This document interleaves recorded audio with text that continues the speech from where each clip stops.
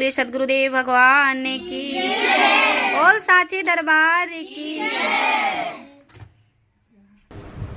ध्यान से सुनेंगे तभी समझ में आएगा।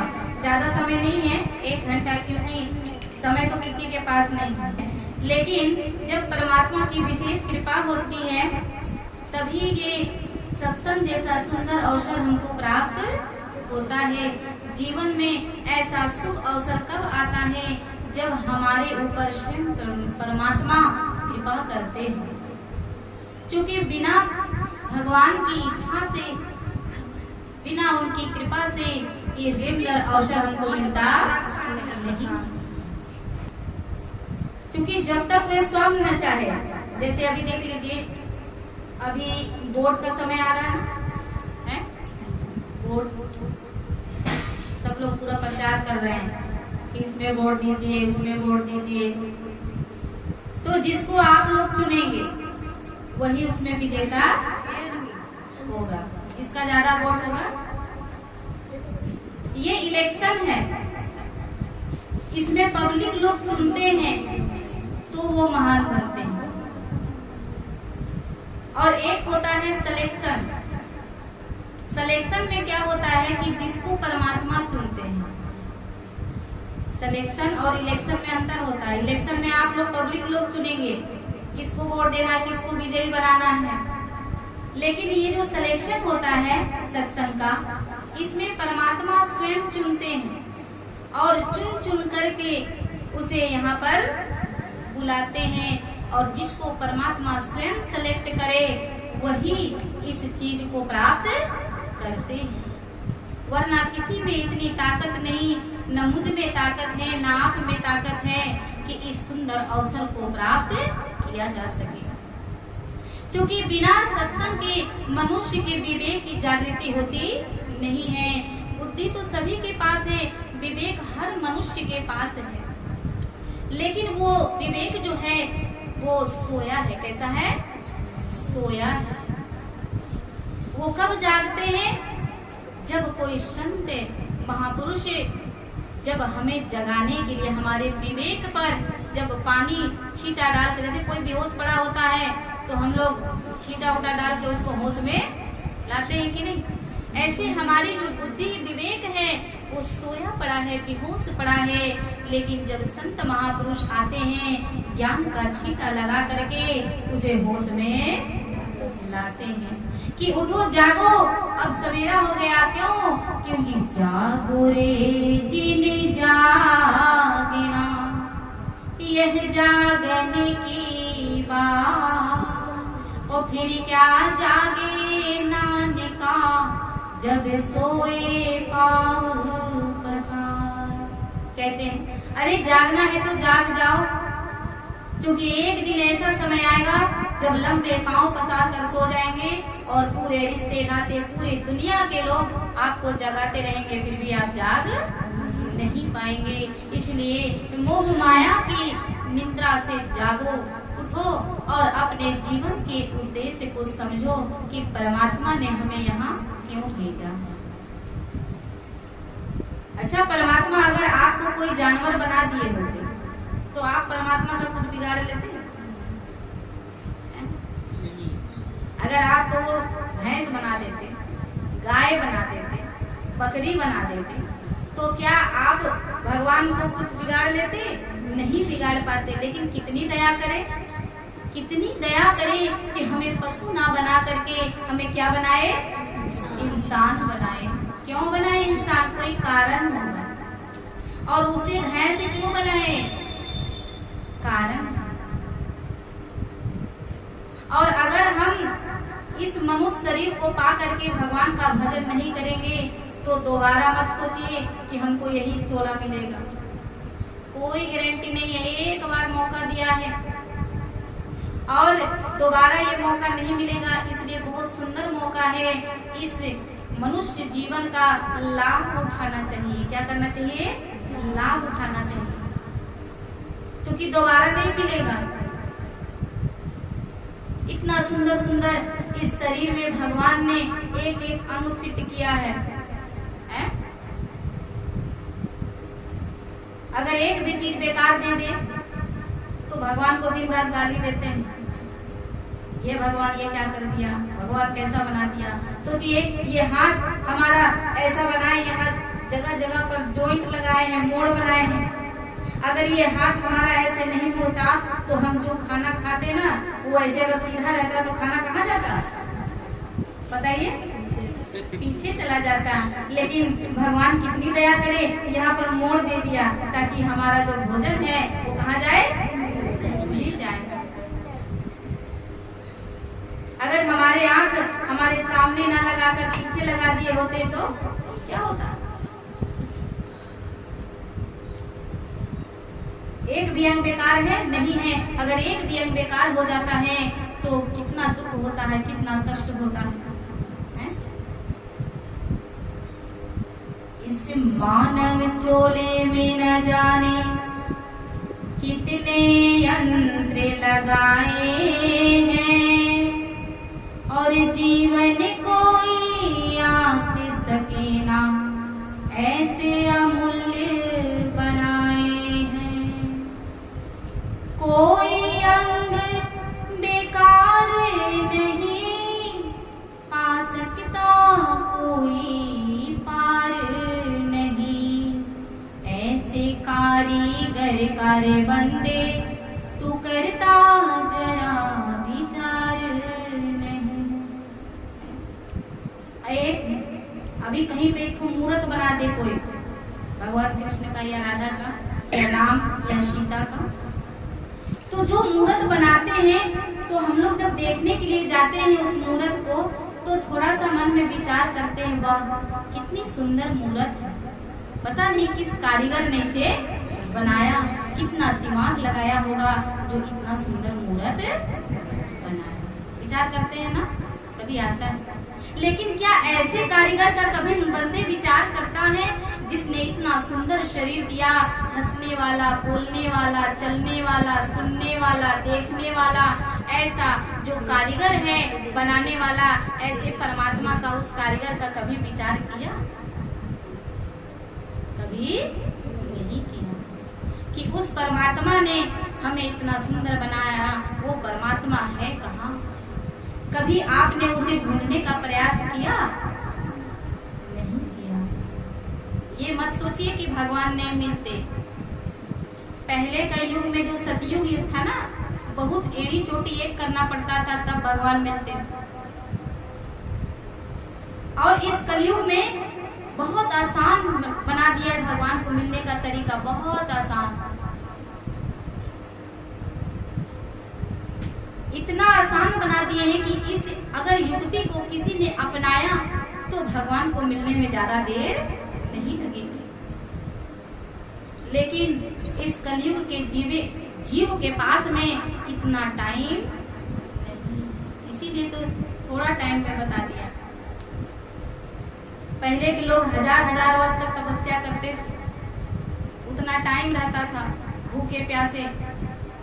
आजकल एक व्रत कर लो तो दूसरा दिन हालत खराब हो जाती, नहीं होती?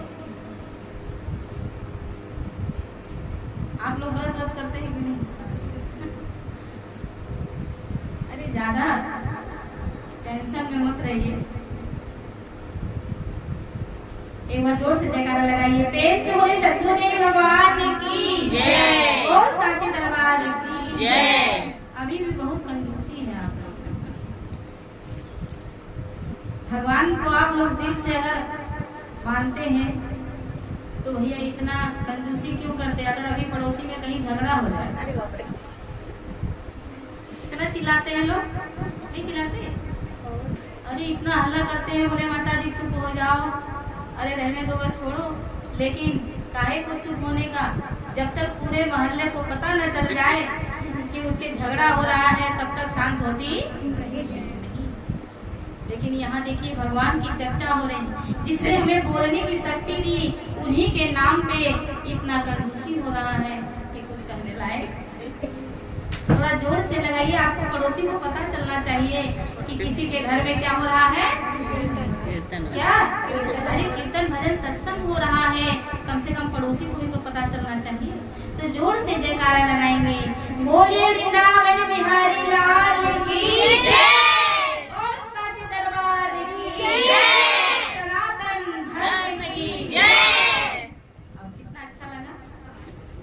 अब भगवान को भी लग रहा होगा यहाँ पे बंदे लोग ठीक ठाक। तो इस शरीर को बनाने वाले को विचार हम लोग करते नहीं है। सब कुछ वही बनाने वाले हैं। अगर आपका ये आँख खराब हो जाएगा ना, एक आँख, तो डॉक्टर दूसरा आँख भले इसमें सेटिंग कर सकते हैं, लेकिन आँख को बना नहीं सकते। अगर हम अभी आपसे कह दें कि हमें अपना एक आँख दे दीजिए और बदले में 5 लाख रुपया ले लीजिए, देंगे अपना? क्यों? क्या दिक्कत है? पैसा तो बहुत मिल रहा है। उस पैसे अगर क्या आता हम देख ही नहीं सकते। क्यों? बहुत कीमती बनाए भगवान ने।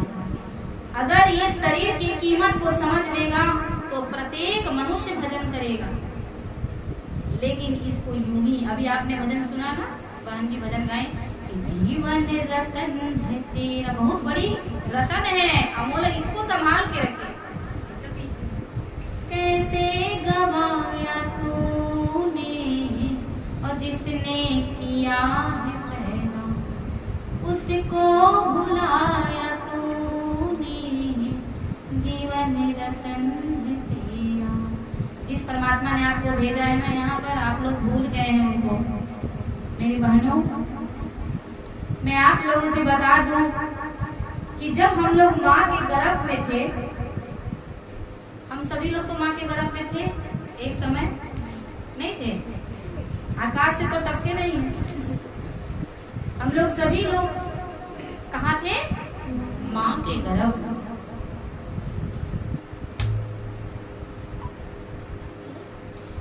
जब माँ के गर्भ में थे, कैसे थे? उल्टा लटका हुआ था। उल्टा रहता है कि सीधा? उल्टे लटके थे। अरे आप लोग बताइए भाई, आप लोग को बच्चे उच्चे हैं कि नहीं है? है ना? माँ के गर्भ में बच्चा कैसे रहता है? उल्टा लटके हुए रहता है। क्यों रहता है पता है? नहीं पता। ये जीवन 4 दिन तेरा, तो फिर क्यों पाप करता है? जो सब सुखों का दाता है, नहीं उसको सुमिरता है। एक समय था वह संकट का, जब तू माँ के गर्भ में अटका। सिर था नीचे, पाँव था ऊपर, रहा 9 महीने तक लटका। सजा इतनी मिली तुझको, नहीं फिर भी सुधरता है।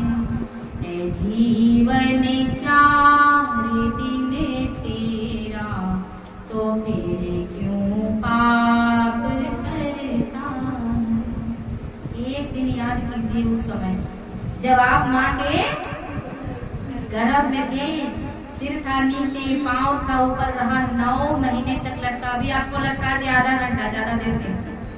कितने देर? आधे घंटे में आपकी हालत क्या हो जाएगी? खराब हो जाएगी। लेकिन माँ के गर्भ में 9 महीने, 1-2 दिन की बात नहीं है, 9 महीने तक जीव उल्टा लटका रहता है। कैसे उल्टा? क्यों उल्टा लटक जाता है वहां जाके? एक ही कारण है, क्योंकि भगवान ने जिसके लिए उसे जमीन पर भेजा था ना, जिसके लिए पैदा किया, जिसके लिए धरती पर भेजा, उस चीज को वो भूल गया है, इसीलिए वहां जाकर के उल्टा लटक गया। सजा मिलता है। माँ के गर्भ में जब बच्चा उल्टा लटका रहता है, पता है ये 4 महीने पहले ये चमड़ी नहीं आती है, ये चमड़ी एक मांस का लोथड़ा होता है। आपकी उंगली थोड़ा सा कट जाए, इतना सा, और उसमें आप थोड़ा सा नमक मिर्च लगा करके देखिए कितना आनंद आता है। आनंद आता है? कैसा लगता है? थोड़े से उंगली कटा हो, उसमें अगर नमक मिर्च लग जाए तो कितना जलन होता है। अंदाज लगाइए, वो जब हम माँ के गर्भ में होते हैं पूरी चमड़ी नहीं होती, पूरा छिला कटा बदन रहता है और उसमें जो भी माँ खाती है नमक मिर्च मसाला उसके बदन को चुभता है, चीखता है, चिल्लाता है, सजा मिलता है। क्या मिलता है? सजा मिलता है और 9 महीने तक हम उसमें सजा भुगतते हैं, क्योंकि जन्मत मरत दुसह दुख होई, इससे बड़ा दुख कोई नहीं, इससे बड़ा कोई कष्ट नहीं और माँ के गर्भ से बड़ा कोई नरक नहीं है। पुनर्पि जननम पुनर्पि मरणम पुनर्पि जनने जठरी स्वयं, यही संसारे घर गुस्तारे कृपा गारे पाहे बुरारे, कि बार बार माँ के गर्भ से जन्म लेना और बार बार मरना और फिर माँ के गर्भ में जाना, इससे बड़ा कोई संसार में कष्ट नहीं है। और इसी कष्ट से उबरने के लिए हमें संत सदगुरु के शरण में जाना, वही उबारते हैं। इस गलतफहमी में मत रहना, भगवान तो जन्म दे के भेज दिया इसमें, लेकिन ये सब से हमको एकदम माया में लिप्त कर दिए, क्योंकि भगवान केवल जन्म देना जानते हैं, इस संसार में भेजना जानते हैं, लेकिन उससे छुड़ाना, दुखों से उबारना ये किनका काम होता है? संतों का होता है। अगर नहीं होता तो संतों के धरती में कोई नहीं पूछता, उन्हीं का होता है। और ये भगवान ने भी उत्तरदायित्व किनका दिया? संतों को दिया।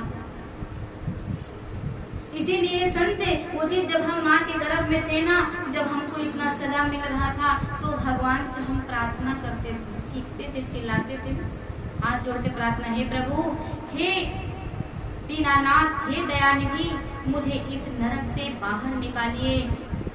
भगवान जी कहते हैं निकाल दूंगा तो क्या करेगा? बोले भजन करूंगा, मैं ऐसा कर्म करके आऊंगा कि दोबारा हमको इस नरक में ना आना पड़े। लेकिन भगवान कहते हैं, अरे बेटा, तू जन्मों जन्मांतर से मुझसे झूठ बोलता, न जाने मैंने तुझे कितने बार इस गर्भ से बाहर निकाल दिया, लेकिन तू जैसे ही इस धरती पर जाता है मुझको भूल जाता है। कहते हैं, हे प्रभु दया कीजिए, मैं आपको नहीं भूलूंगा, और अगर मैं भूल भी गया तो एक बार मुझे याद दिला दीजिए। आपको पता है मनुष्य इतना कष्ट क्यों पाता है? धरती में कोई मनुष्य सुखी है? बता दीजिए मुझे। कोई सुखी नहीं है। और कष्ट पाने का एक ही बात है कि हम लोग उस भगवान को क्या किए हैं? भूल गए हैं। और उसी बात को जो माँ के गर्भ में हम वादा करते हैं ना, भगवान से वादा करते हैं, प्रभु मैं नहीं भूलूंगा, मैं वादा करता हूँ कि मुझे एक बार एक मौका दीजिए, सिर्फ एक चांस दीजिए, मुझे बाहर निकाल दीजिए, मैं आपका भजन करूंगा। ये प्रभु मैं सच कहता हूँ। भगवान कहते हैं कि ऐसे नहीं, पहले दस्तखत करो। जैसे डॉक्टर लोग होते हैं ना, जिंदगी भरोसा नहीं लेते भैया, ऑपरेशन करने से पहले क्या करते हैं? सिग्नेचर करा लेते हैं कि नहीं? फिर भी हम लोग उस जिंदगी को उस डॉक्टर को सौंप देते हैं जिसके हाथ में हमारी जिंदगी नहीं होती। लेकिन हम कितने मूर्ख हैं, हम उसको जिंदगी नहीं सौंपते जिसमें हमें जिंदगी दिए है। बताओ दुख मिलेगा नहीं मिलेगा? अगर एक माता पिता का बच्चा नालायक हो जाए, अपने माँ का बात ना सुने, अपने पिता का ना सुने, तो माता पिता को कष्ट होता है कि नहीं होता है? होता है। इसी तरीके से भगवान, हम सब भगवान के बच्चे हैं, हम सब उनकी संतानें हैं। और जब हम भगवान की बात नहीं सुनते कि भगवान जी क्या कह रहे हैं, गीता में भगवान क्या कह रहे हैं हमसे, रामायण में भगवान हमें क्या कह रहे हैं, और जब हम उनकी बात नहीं मानते हैं, उनके अनुसार नहीं चलते हैं, तो भगवान भी जब हमको धरती पे देखते होंगे तो उनको भी कष्ट होगा। तो हम लोग उस परमात्मा को भूल चुके हैं, विमुख हो चुके हैं। इसीलिए संसार में हर मनुष्य दुखी है, अशांत है, कोई मनुष्य सुखी दिखाई देता नहीं। क्योंकि और जब परमात्मा दस्तखत करवा लेते हैं, देखिए कितना भरोसा होता है उस डॉक्टर पे, भले से मर जाए ठीक है, लेकिन दस्तखत करने से झुकते नहीं है। करना पड़ेगा, क्योंकि हमारी जिंदगी दाव पे लगी है। कहीं न कहीं तो भरोसा करना ही पड़ता है।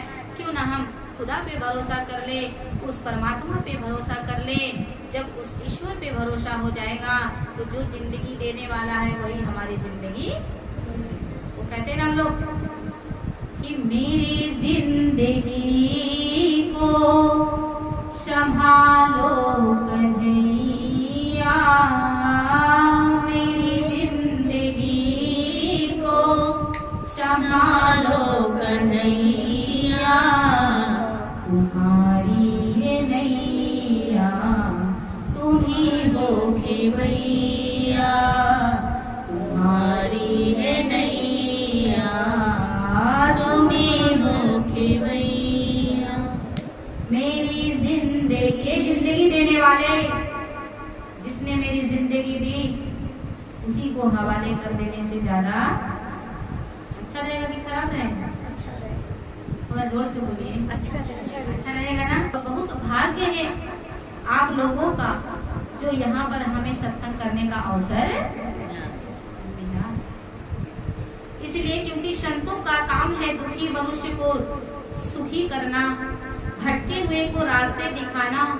ये संत महात्माओं का काम होता है। इसलिए अब अर्जी तो हमारी है पर मर्जी आपकी है, आप जो भी करें।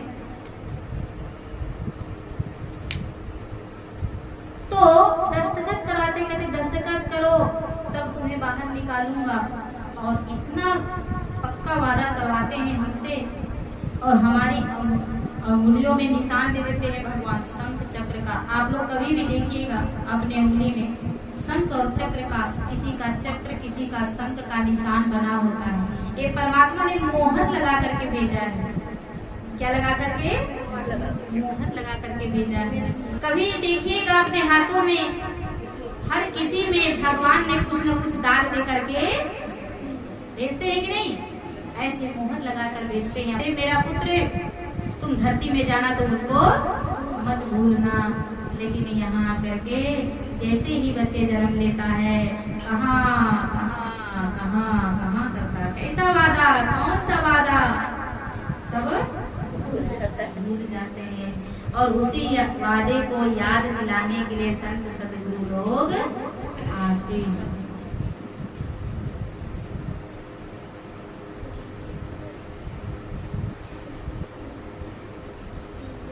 इसी वादे को याद दिलाने के लिए आते हैं।